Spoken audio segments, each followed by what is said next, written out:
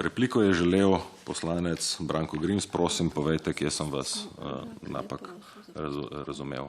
Ampak ste citiral vire, o katerih sem govoril. Jaz sem govoril o mednarodnem pravu, govoril sem o temeljni deklaraciji človekovih pravic OZN, o deklaraciji o otrokovih pravicah OZN in o konvenciji o pravicah otroka OZN. Vi ste govoril pa o Breitbartu in vas je lahko sram.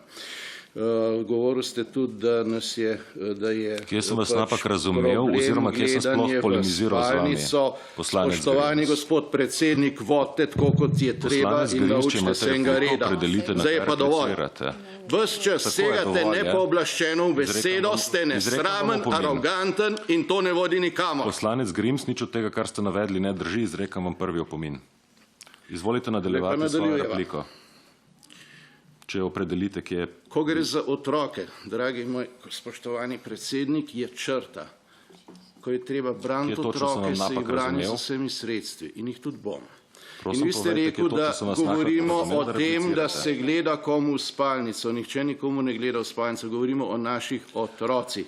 Otroci, ki so edina prihodnost in za katere sta Dolce in Gabbana, najbolj znan homoseksualni par na svetu, rekla, da ne primerno, da bi...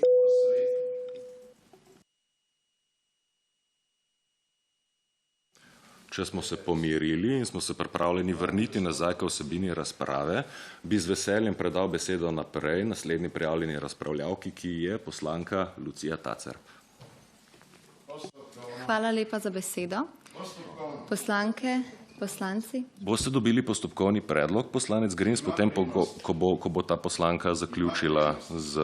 Seveda ima prednost, ampak je že začela razpravo. In parlamentarna praksa, ki smo ji do sedaj vsi sledili, je bila, da okolikor pride pobuda za podajanje postopkovnega predloga, pustimo razpravljavca pri besedi, da svojo mislijo zaključi, nato podelimo besedo za podajanje postopkovnega predloga. Hvala za razumevanje.